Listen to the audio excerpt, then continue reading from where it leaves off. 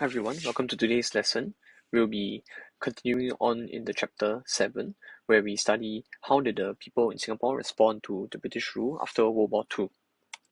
If you are watching this video, you should have already completed the SLS lesson, which looks at the first question, how did external developments influence the people's responses to the British rule after World War II? So we saw the impact of communism starting to spread across Asia, and some of these communist influences, remember communism is this political idea on how society should be run, we saw some of these influences started to come into Singapore, and that came across in the Malayan emergency, where communists were starting to fight the British both in Singapore and in Malaya, mainly in Malaya. Okay. The focus for today's lesson is we're going to be thinking about how did the British attempt to win local support.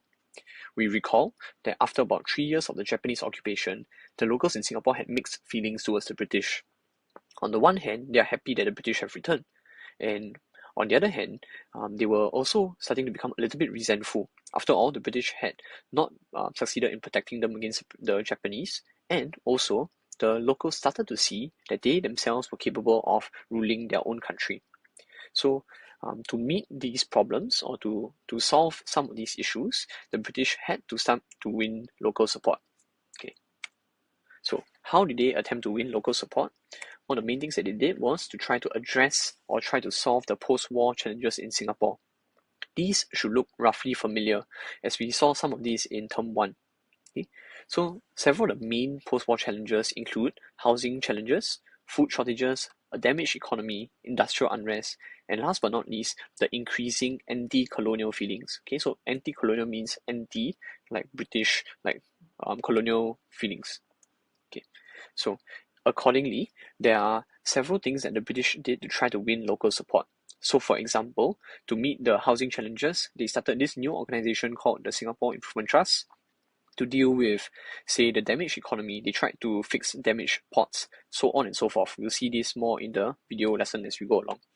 You will see on your handout G1 that there are two mind maps that correspond to what you see on the slide. Eventually, you will be filling in the mind maps with your own detail to consolidate your information and learning points.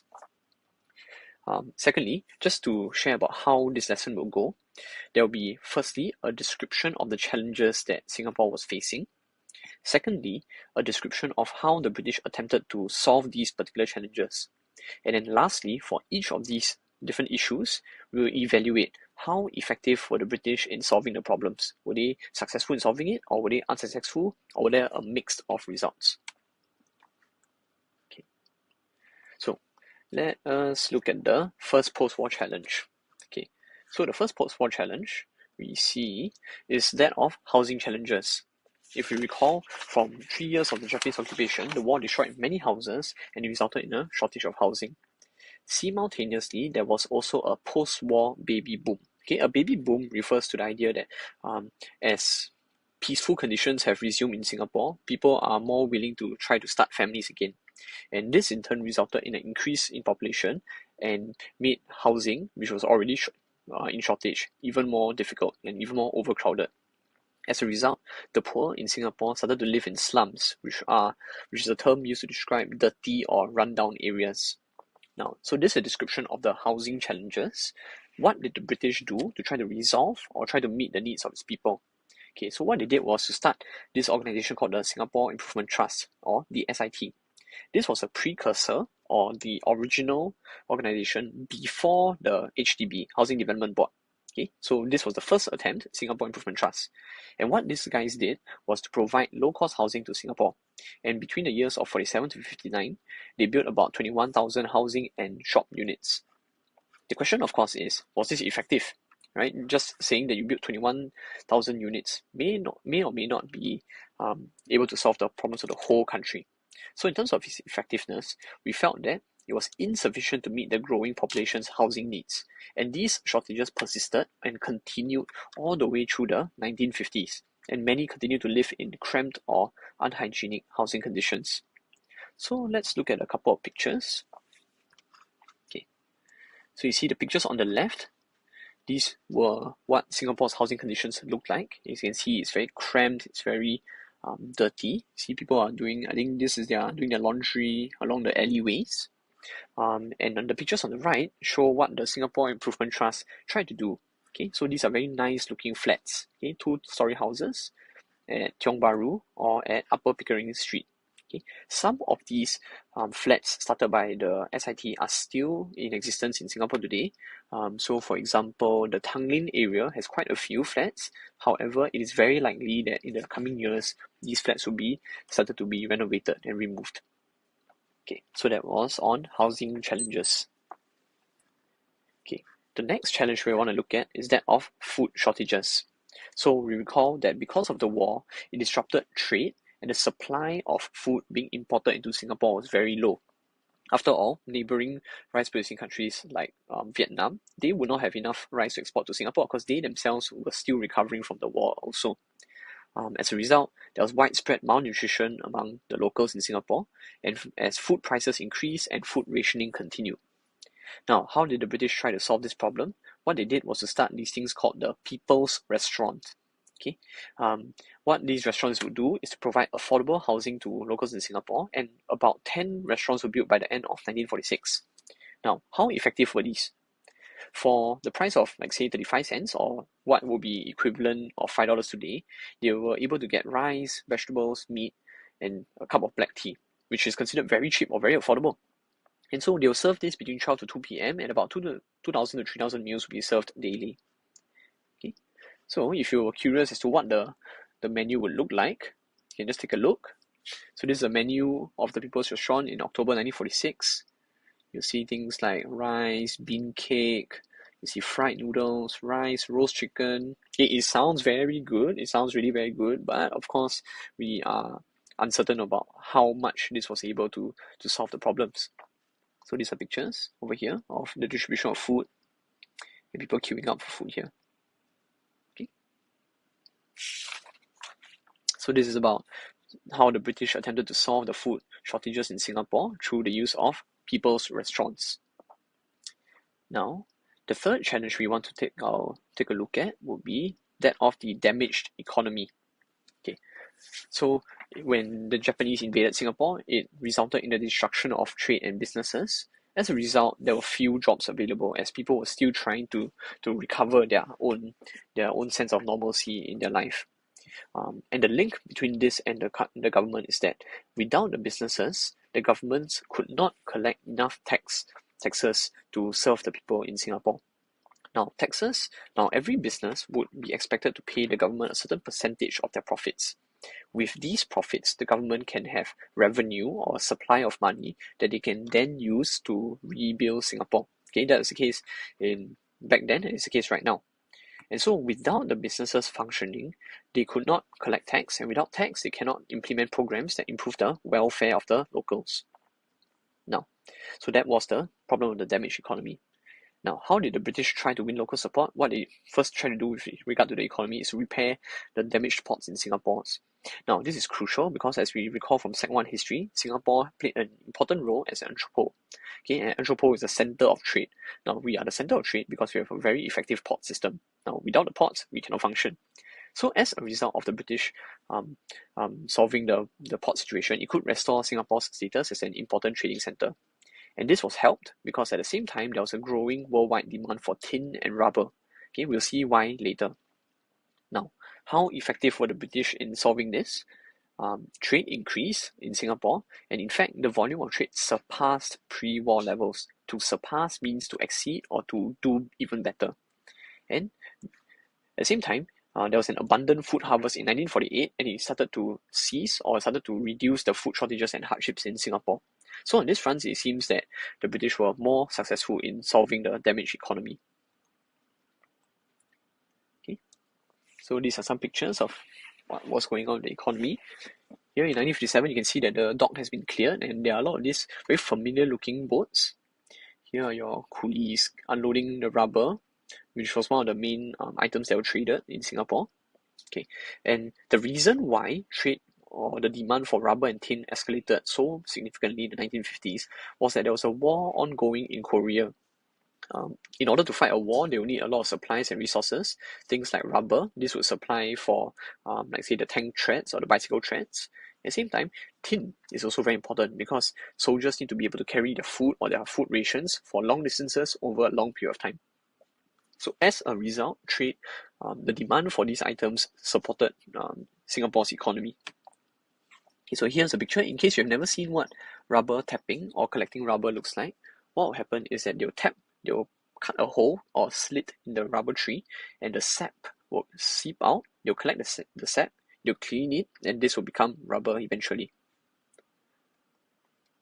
Okay, on to our fourth point about the post-war challenges in Singapore. There was a lot of industrial unrest. Okay, when we see the word industrial, we will normally think of things like factories, think of things like businesses. And unrest here refers to the idea that there was a lot of trouble starting to form. Now, why was there trouble formed in the industries? Simple reason is because the locals were increasingly discontented with the British and they felt that they were unfairly treated. Now, why were they unfairly treated? They were being unfairly treated because the wages were very low, I mean the pay that they receive is not high enough, or the working conditions were too difficult or too challenging. Maybe the working hours are too long, or maybe the demands that are placed on the workers is too heavy. So how would workers react? What they would do is to react through violent unrest such as strikes or riots. Now, I'll explain this later. The associated concept with this is the idea of trade unions. So what workers will end up doing is they'll join organizations called trade unions, and these organizations will help to fight for the workers. They'll collectively try to bargain or negotiate with the employers to have better wages and better working conditions.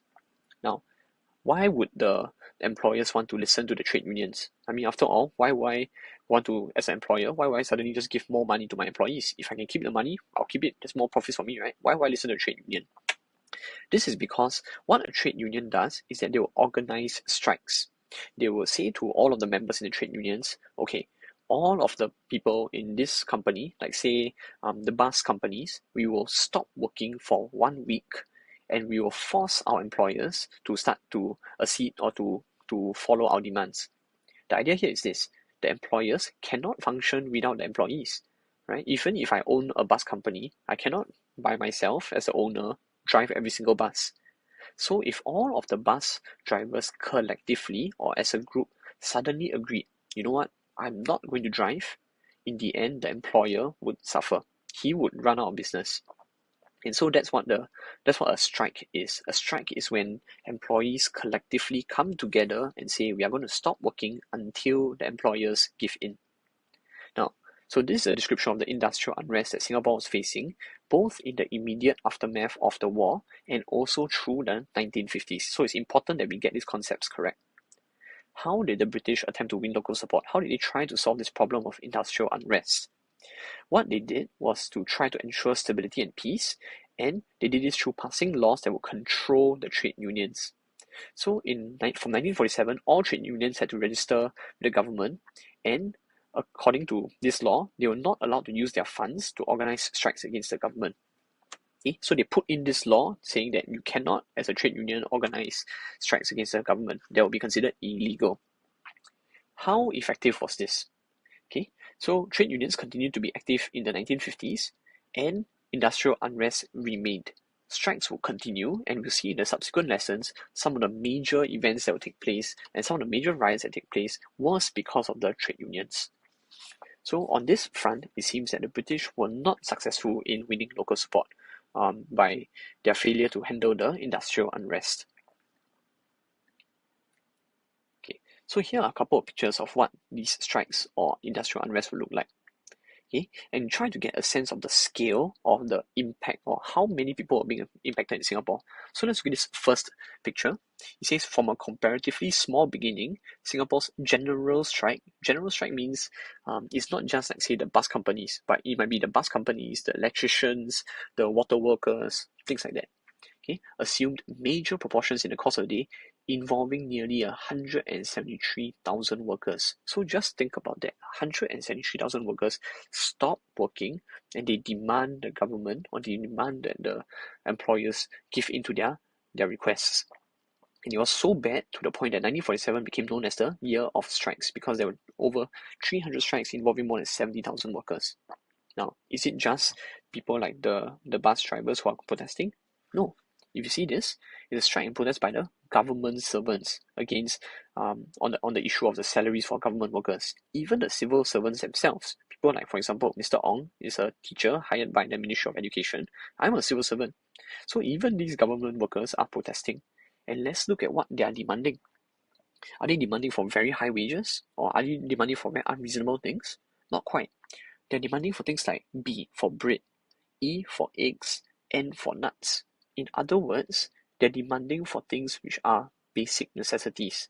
They're declaring that they have waited and suffered for too long and they're tired of being mistreated. Okay. Over here, you see that the police are dragging out protesters at a strike. Okay. This is going to be one of the big issues that will come up in the subsequent weeks. How are the police being used by the government to handle strikes and workers? Because the way that the police handle these situations would shape how the locals in Singapore would start to view the government. If I, as a local, am protesting because of a real problem that I'm facing, then if the police is coming in and using violence to stop me, I might think that this is very unfair and very unreasonable. And accordingly, I will start to become even more angry towards the government. Okay. So, speaking of anger, so this brings us to our fifth point on the increasing anti-colonial feelings. Okay, anti-colonial feelings meant that people wanted to get rid of your former colonial masters. So in Singapore's case, it was the British. In Vietnam's case, they were trying to get rid of the French, and so on and so forth. This was not happening just in Singapore, but happening worldwide. So the locals in Singapore, they had mixed feelings towards the returning of the British. Some of them liked that the British were coming back, and others, however, they wanted Singapore to become independent. They felt that we could rule our own country, we don't need the British anymore. And so some of the locals began to try to work with the British to gain self-governance. See, the process of a country becoming independent is a long process. What needs to happen is that the government, by the British, they need to train up local leaders to take over positions of government. Imagine if there's no training whatsoever, the country is going to fall into chaos if the British were to leave.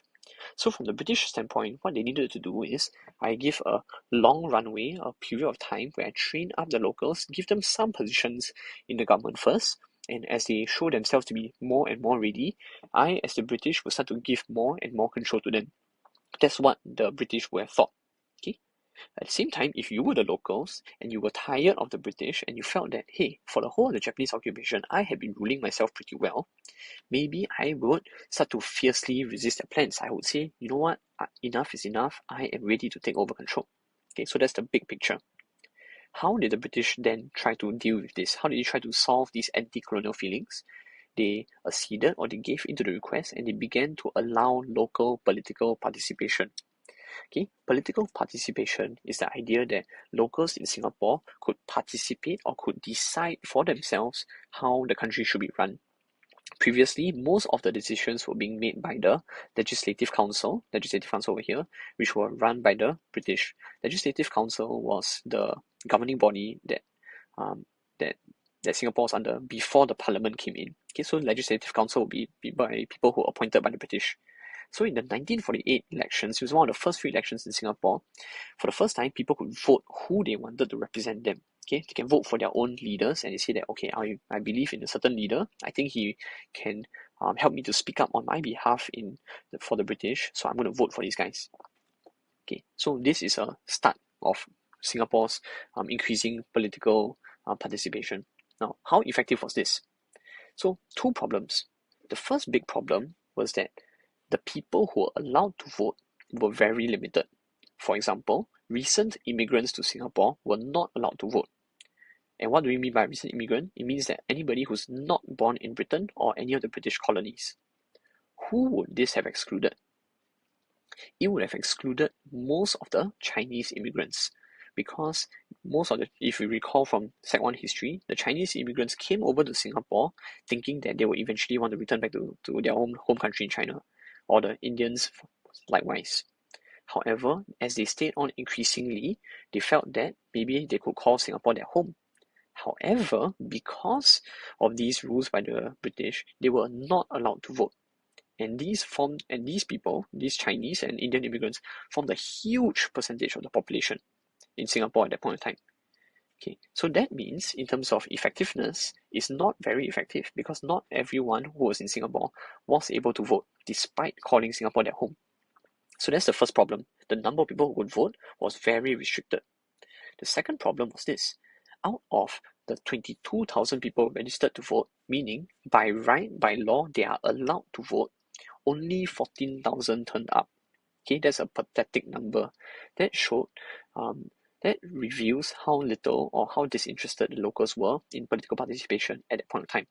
Because a good 8,000 people didn't feel it was important enough to decide who your leaders were. Okay, but this will gradually change across the years. So, okay, so let's look at a couple of pictures. So this is a photo taken for the members of the Legislative Council of the Colony of Singapore. What you should observe from this picture is the number of Europeans who are still in the picture versus the number of local people. Okay, the ratio or the number of Europeans to local people should give you a hint as to who is still holding the true power and authority in Singapore at that point in time. Okay, in the picture on the right, this is the elections taking place in 48. Okay, so we've come to the end of the main part of the lesson. So what we've seen are the 5 post-war challenges in Singapore. You can see that these are the descriptions. What would be good for you to do is to start to record some of these things down on your mind map to consolidate your learning. Okay, and that brings us to the end of the video part of this lesson. However, you are still not done yet. What you should do with the rest of this lesson is these activities. Okay, so to help you recap what we have learned, there's a crossword puzzle over here on the challenges in post-war Singapore. So take some time, just go enjoy yourselves, go and try to find these, let me see, 3, 6, 9, about 10 plus words. Okay, so the teacher can pause the video until majority of the students have completed it. But after you're done with them, after you're done with the crossword puzzle, what we need to do is then to do a final check for your understanding. So on the last page of your notes, page 5, we want to sum up everything into one set of notes. And we want to ask ourselves, how successful were the British in winning local support in Singapore? When we talk about the success of winning local support, we use criteria. Okay, a criteria is a set of standards which we use to judge something. Okay, so 2 criteria you can use. The first one is, were there any changes to the anti-colonial feelings of people towards the British? Meaning, after the British tried to help, did the locals try to welcome the British rule, or did they still reject them? Okay, if they try to welcome, then it's successful. If they rejected them, then probably it's a failure. Okay, the second criteria we can use to determine whether the British succeeded in winning local support is, did they actually succeed in meeting the needs of the people? So, were the post-war challenges resolved, and did the locals lead a better life? If the answer is yes to both, then the British were successful. If no to both, then the British were unsuccessful. Now, this final activity is going to be done in pairs. Okay, so using these 2 criteria, firstly, I would like you to summarize for yourself whether you personally think the British were successful or not. So you tick yes or no accordingly, and to give your reasons below. Okay, I say this because try to give some specific examples and specific elaboration. After you're done, what I would like you to do is to exchange your handout with your desk partner and to hear what your friend has to say. It may or may not be the same point of view, but minimally try to look at one other person's point of view. Okay, then that should take up the rest of the lesson. Okay, hope you guys enjoy yourselves.